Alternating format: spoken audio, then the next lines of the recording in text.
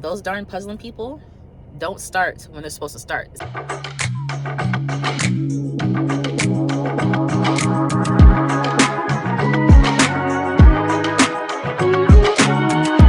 Hey Fuzzy Buddies, welcome back to my channel. Today we're at a puzzle swap. Now normally I would just record this for like short form content, but I figured I might as well take you guys along with me and you guys can kind of see how it goes. Also, I think I'm going to try to go thrifting at some point this week, so maybe you guys can come with me for that too. Let me show you what I'm bringing to swap. All right, so I've got my Ravensburger Gold Crypt.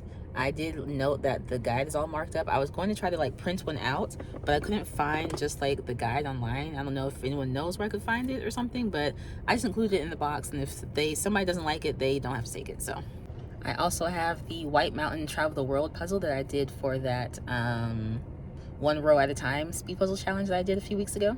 I've got Jellyfish Bloom from Final Piece Puzzles. I have rainbow umbrellas from Buffalo. Then there's this Demon Slayer puzzle from Artbox, Ensky Artbox. This was a blind date with the puzzle. And then this one that I did just recently on the channel, the blind date with the puzzle for the Tiana puzzle. I did mark that's missing a piece, and then I decided to just keep it as a mystery puzzle. I was gonna like write the name of it and maybe even print on a picture of it, but I was like, well, it's a mystery puzzle.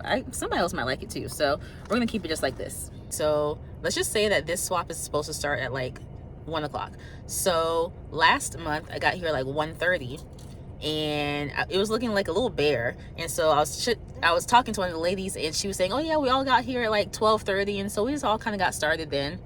So I essentially was like an hour behind all like the good stuff.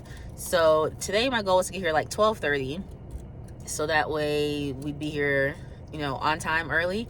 And since baby wasn't napping at home, I ended up driving around early.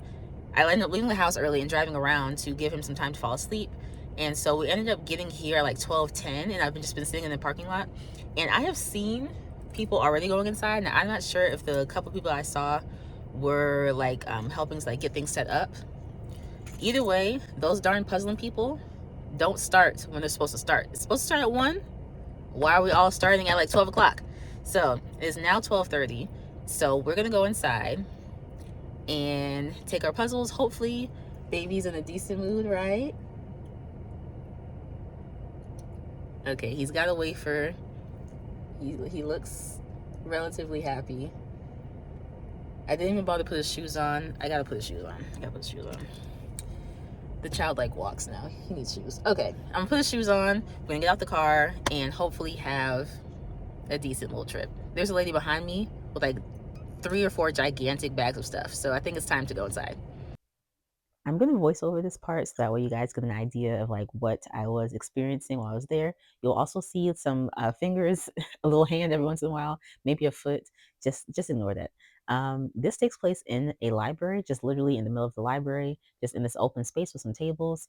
There's no real rules for this swap. You just come at whatever time. You bring however many puzzles you want to bring. You just lay them out on the table, and then you just take however many puzzles you want. There's no like tickets or exchange like one for one necessarily, unless you like specifically are holding one for someone in particular. But yeah, I like it because you can just kind of browse and see what you see what you want to grab. You also get a good idea of what like other people's tastes are. Like you'll see there's a few Charles Wysocki's, there's a few like of these like farmy Americana type puzzles. There also were a few, I think that's Thomas Kincaid, I want to say. That one looked pretty interesting, but I thought it was gonna be really hard. That one with the like the beach umbrellas from above. There were a few like White Mountains, but they weren't necessarily my style. There's this fun Pixar. There are some 300 pieces. I don't think this was I don't think this was supposed to be like a smaller piece count table. I think it's kind of ended up this way. But I do know that some people do bring some smaller piece count slash kid puzzles for some people's kids to be able to trade in. So that's nice as well. But lots of different styles, lots of different brands, some things that I've never like seen before, different brands I've never seen before. This Atlanta puzzle was kind of cool.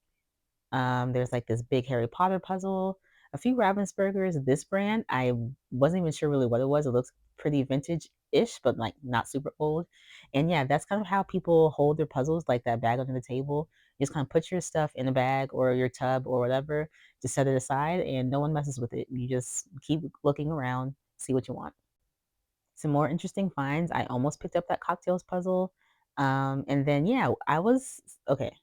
These two ladies came in with two wagons full of puzzles, and they kind of propped themselves up right where I had already been sitting. So I got a front row seat to see whatever they brought in, and that is pretty much it. Me and baby were getting a little bit tired, so okay, so it's like 1:15. We just finished. Mind you, we went inside at what I say, like 12:35 or something like that.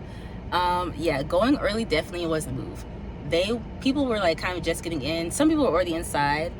A lot of people were like getting in and setting up as we were going in. There actually were a lot of really good options, but a lot of them were like 1,000-piece puzzles, and I just don't quite have the time or the patience, I guess, to do a whole lot of 1,000-piece puzzles. Like there were a lot of Eurographics, which was really cool to see.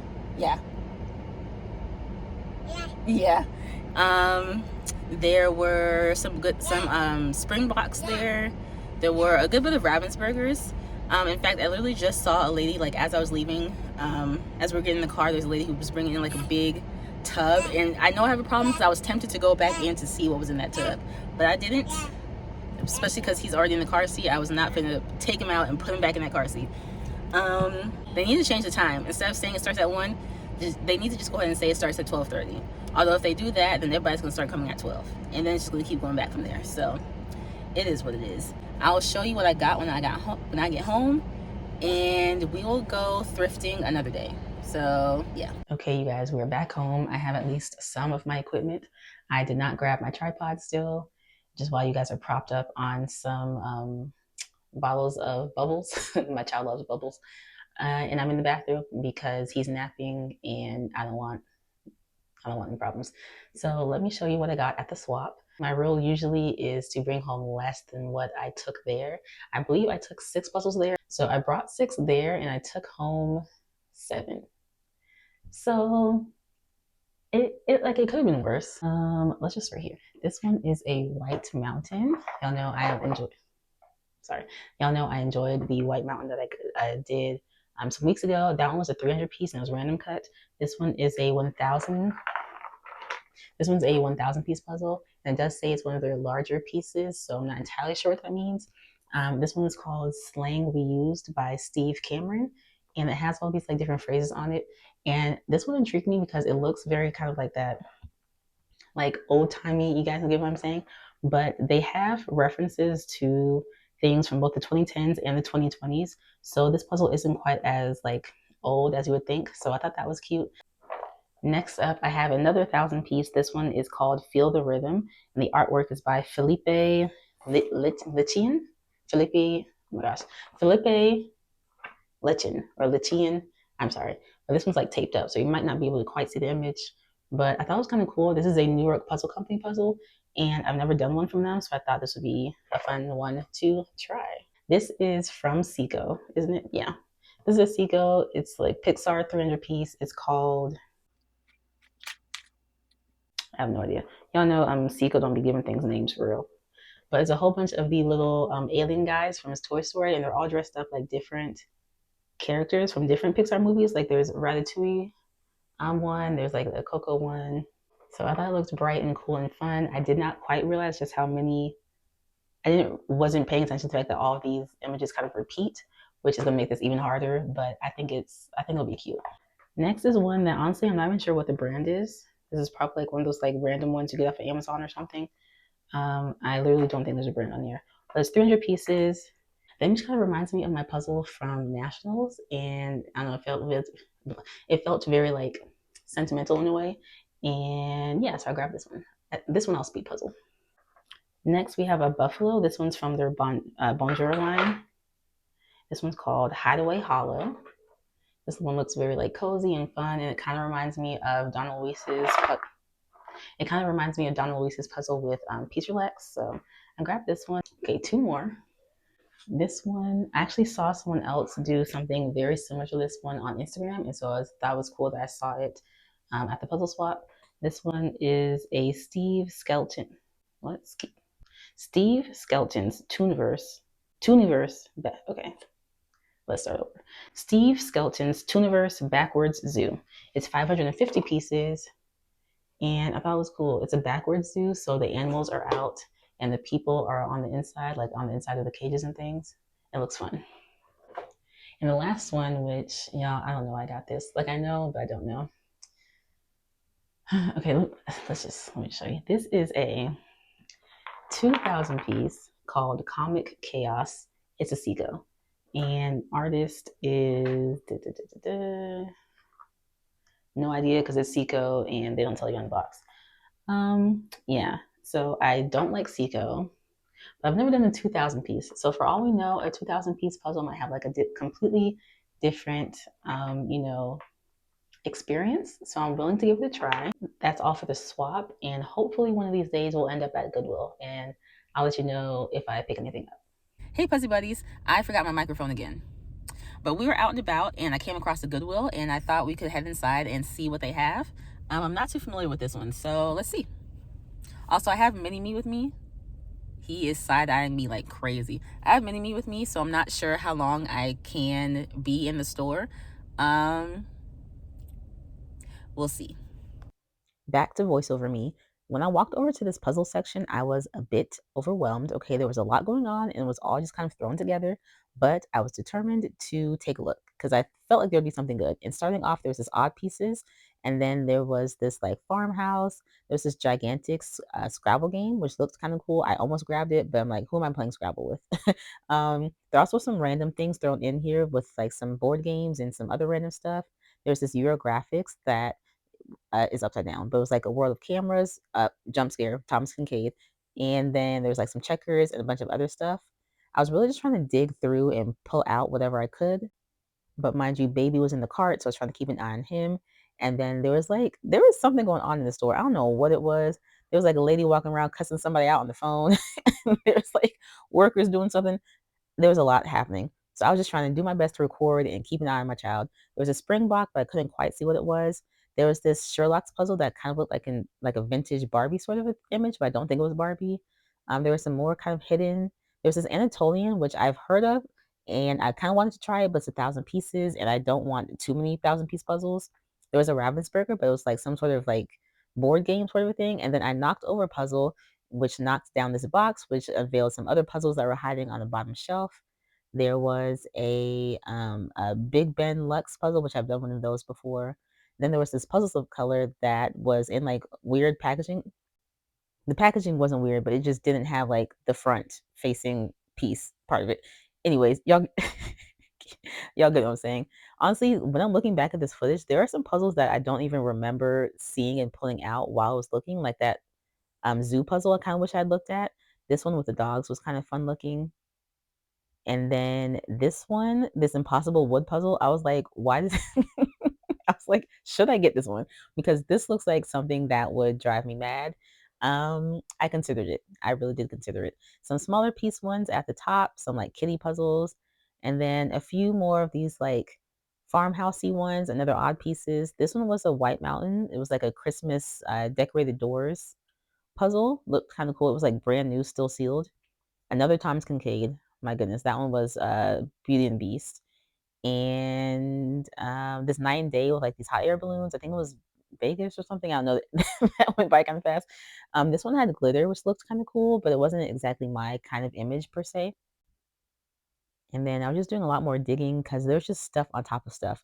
This Mickey Mouse one looked really pretty, but also was a lot of like brown and red and it was 1,000 pieces. No, thank you.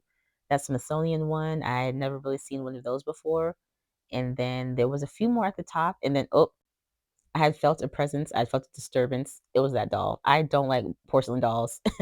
I really don't. So I was like already feeling a bit over this situation and seeing that doll just set me over the edge. I was like, it's time to go.